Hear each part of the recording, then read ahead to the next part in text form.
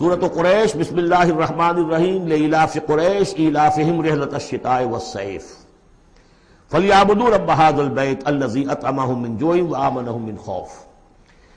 قریش کو مانوس رکھنے کے لیے اللہ نے ان کے دلوں میں محبت ڈال دی، رحلۃ الشتاء والصیف، سفر کی سردیوں میں بھی اور گرمی میں بھی۔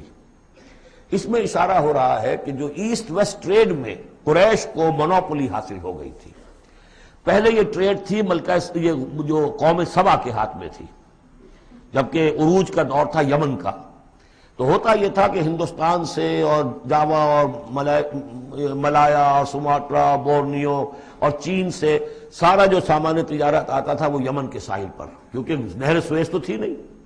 اب ایک طرف وہ ہے فار ایسٹ، ایک طرف ہے یورپ،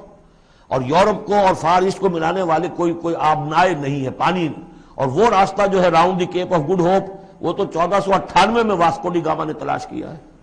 گویا کہ حضور کی بعثت کے بعد 800 برس بعد۔ اس وقت کیا شکل تھی کہ سارا یورپ کا سامان تجارت آیا تھا فلسطین کے ساحل پر، شام کے ساحل پر، اور یہاں سے سارا مال آ کر اترتا تھا یہ یمن کے ساحل پر۔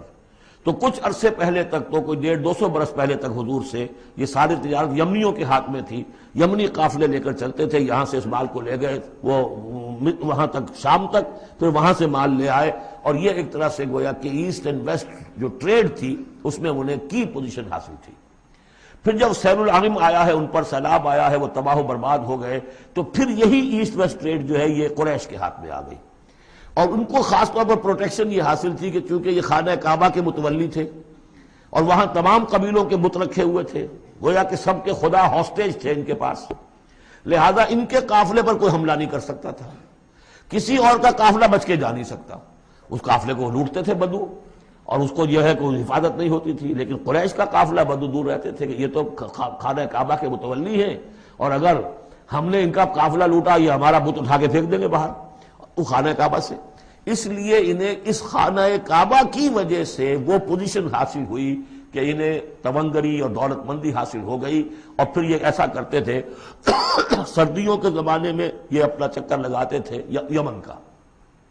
اور گرمیوں کے زمانے میں جاتے تھے شام کی طرف، فلسطین کی طرف، کیونکہ وہ گرم علاقہ ہے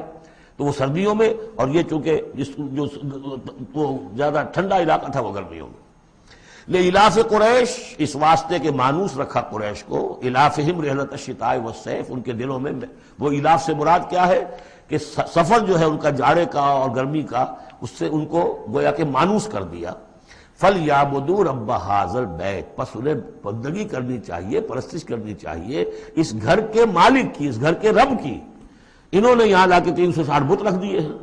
انہیں چاہیے تھا کہ خلوص اور اخلاص کے ساتھ جو اس گھر کا اصل مالک ہے، جس کی توحید کے لیے یہ مرکز بنایا تھا ابراہیم نے، ان کے جد امجد نے، اور کہا تھا کہ ربنا لیقیموا الصلاۃ، تیری نماز قائم کرنے کے لیے میں نے یہ گھر بنایا ہے، تو اس کو انہوں نے جو ہے اس کو بت قدا بنا دیا۔ دنیا کے بت قدوں میں پہلا وہ گھر خدا کا، ہم اس کے پاس ماں ہیں، وہ پاس ماں ہمارا۔ تو کرنا یہ چاہیے تھا الذی اطعمہم من جوع، جس نے کہ انہیں طعام پہنچایا اور بھوک سے نجات دی، انہیں غذا دی، انہیں دولت دی، وآمنہم من خوف، اور ان کو امن دے دیا ہے خوف سے کہ ان کے قافلوں کے اوپر کسی حملے کا خوف اور اندیشہ نہیں ہوتا۔